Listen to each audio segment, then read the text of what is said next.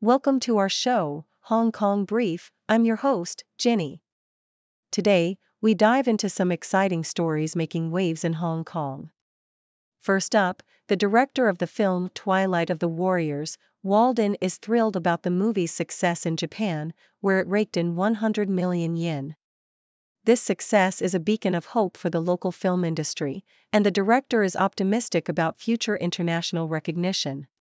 Next, we discuss the Hong Kong Standard Chartered Marathon 2025, where organizers are praised for their efforts but face concerns over overcrowding.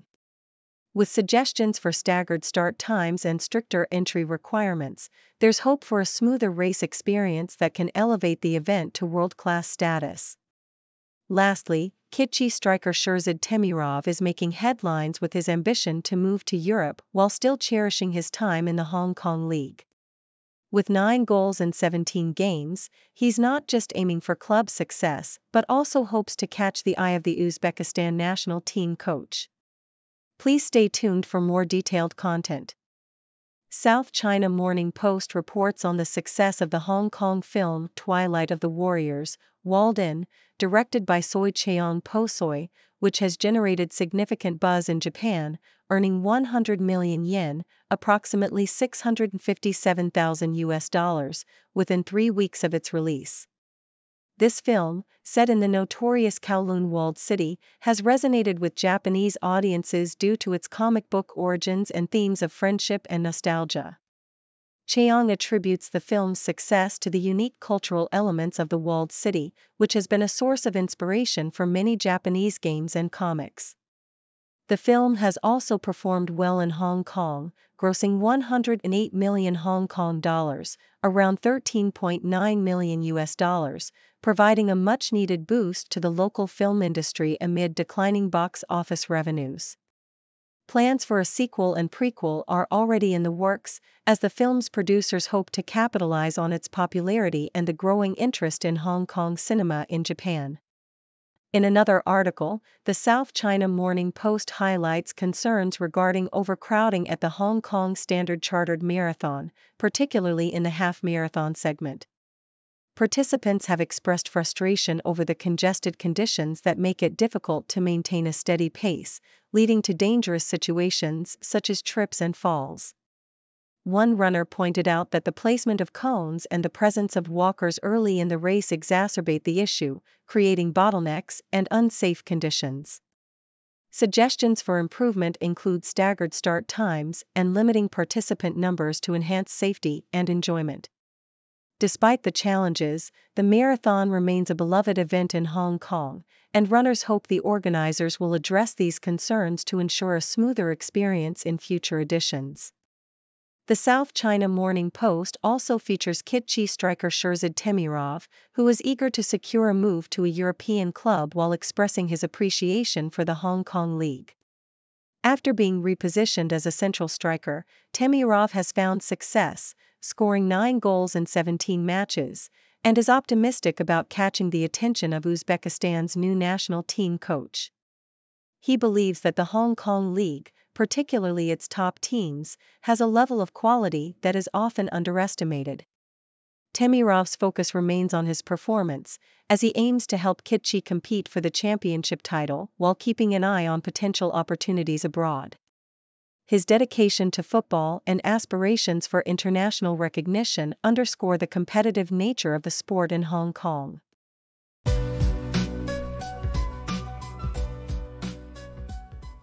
South China Morning Post reports on the urgent need for action to protect pangolins, following the discovery of a new species in India.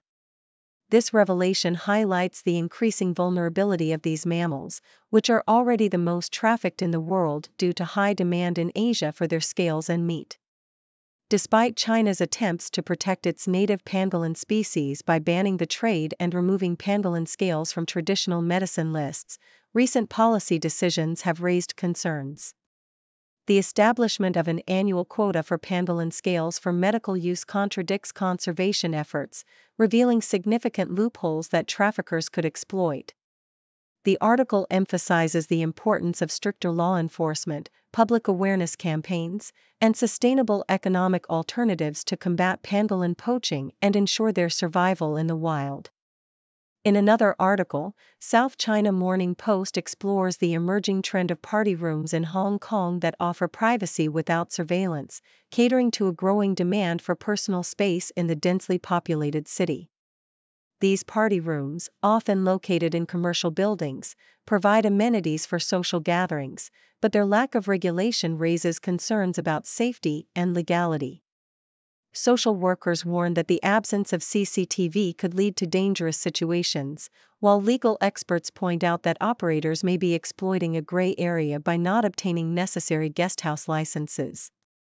As these venues gain popularity among young people seeking affordable alternatives to hotels, the article calls for stronger regulations to ensure the safety and well-being of patrons in these spaces. Finally, South China Morning Post delves into the life of Ryan Dorsey, the ex-husband of late Glee star Naya Rivera, who tragically drowned in 2020. Dorsey reflects on the moment he learned of Rivera's disappearance during a fishing trip with their son, Josie. He shares insights into his life as a single father raising Josie and the challenges he faces, including financial pressures that come with parenting alone. Dorsey also addresses rumors about a relationship with Rivera's sister, emphasizing the importance of family support during his grieving process. Through heartfelt social media posts, he continues to honor Rivera's memory, showcasing the love and bond they shared as a family, even in her absence.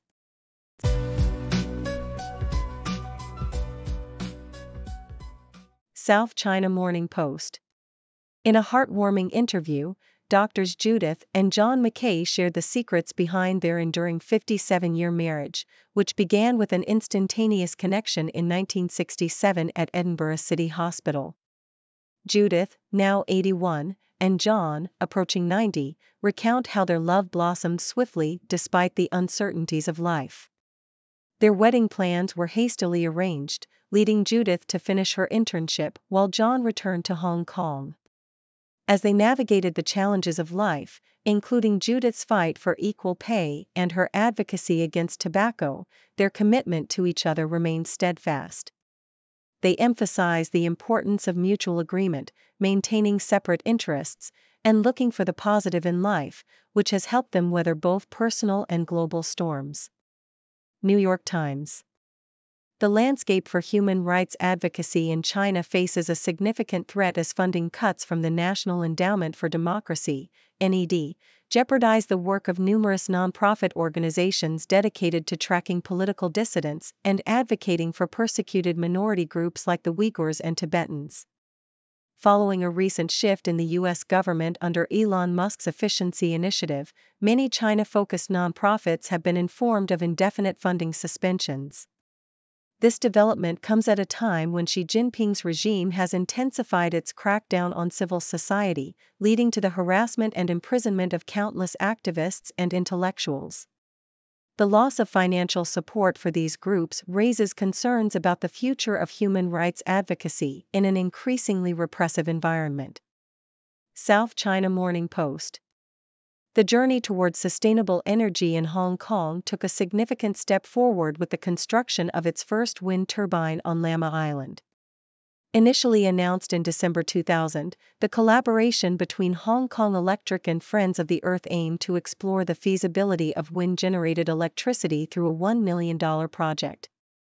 After thorough assessments and public consultations, the turbine was completed and operational by February 2006.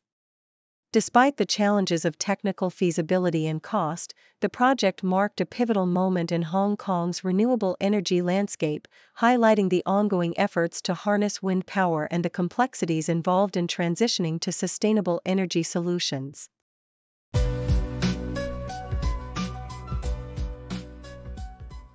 South China Morning Post reports on Shakira's recent Grammy win for her album Las Mujeres No Lloran, where she dedicated her award to hardworking immigrants in the U.S. During her heartfelt acceptance speech, she expressed her love and pride for her children, Milan and Sasha, who were present at the ceremony. Shakira comes from a large family with 9 siblings, including her supportive brother Tonino, who has been her road manager, and sister Lucila, a neurosurgeon.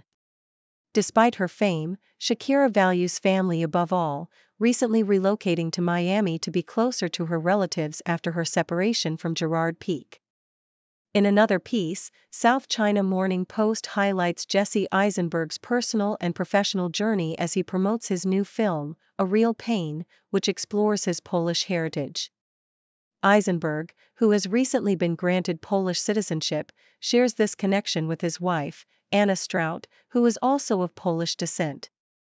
Strout is an activist dedicated to helping survivors of domestic violence, following in the footsteps of her mother, who was a director at a shelter.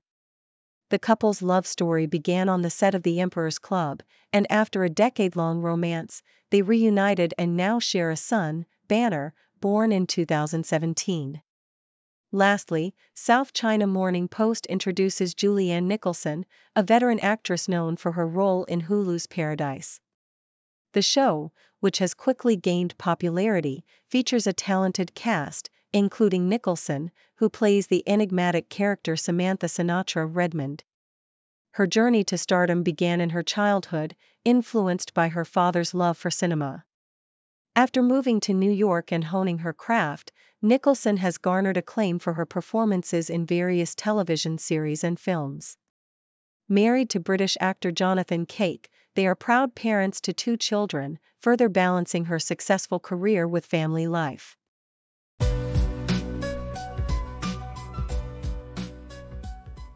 Diplomat. The Hong Kong National Security Police have escalated their campaign against pro-democracy activists living abroad, targeting the families of these individuals to exert pressure. Carmen Lau, a former district councillor now residing in the UK, has seen her relatives questioned by authorities, as Hong Kong seeks to stifle dissent beyond its borders. Lau, who is accused of inciting secession and colluding with foreign forces, has a bounty of 1 million Hong Kong dollars placed on her head. This tactic of targeting family members is part of a broader strategy by Hong Kong authorities to intimidate exiled dissidents, highlighting the chilling effects of the National Security Law, NSL, that allows for extraterritorial jurisdiction. The law has drawn widespread condemnation from human rights organizations, which argue it undermines the rule of law and civil liberties in Hong Kong. South China Morning Post. In a recent warning, Hong Kong's Communications Authority has alerted the public about scammers potentially using illegal radio jammers to send fraudulent text messages. These messages are being disguised with sender IDs that begin with a hashtag, a symbol reserved for registered companies under a new SMS sender registration scheme. The Office of the Communications Authority has received numerous reports of such suspicious messages, prompting investigations in collaboration with telecommunications providers and law enforcement. The rise in scam cases, which saw a significant increase in 2024, underscores the urgent need for vigilance among the public to avoid falling victim to these scams, especially as many individuals have already been arrested in connection with related criminal activities. South China Morning Post. Beijing's top representative in Hong Kong, Jing Yinxiong, has called upon mainland enterprises to boost their investments in the city and actively engage in the ambitious Northern Metropolis megaproject. This initiative aims to transform 30,000 hectares of land into a vibrant economic and housing hub, aligning with the national 14th five-year plan that concludes in 2025. Zheng emphasized the importance of these enterprises in supporting Hong Kong's integration into national development strategies and enhancing its role as a global financial and trade center. The Hong Kong government, led by Chief Secretary Eric Chan, has pledged to adopt innovative approaches to accelerate the Northern Metropolis's development, highlighting the significant contributions of mainland companies to the local economy. This call to action reflects a broader strategy to strengthen economic ties and foster collaboration between Hong Kong and the mainland.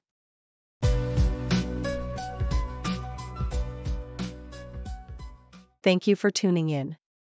The content above showcases the latest briefing reports and analytical synopses, thoughtfully curated by the 6Do team. These insights stem from a wide array of reputable media outlets, think tanks, government sources, and specialized experts worldwide. We encourage you to explore these sources for a comprehensive perspective. Keep in mind that while the content may not always align with the official standpoint of 6do Brief, it's not meant to be taken as absolute directives for decision-making.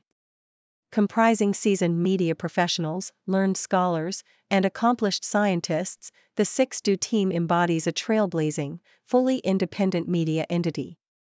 To customize 6do Brief to meet your professional needs, you have the option to subscribe to a diverse array of briefings on our website, 6dobrief.com. Regardless of your location, you can conveniently receive 6do Brief via email.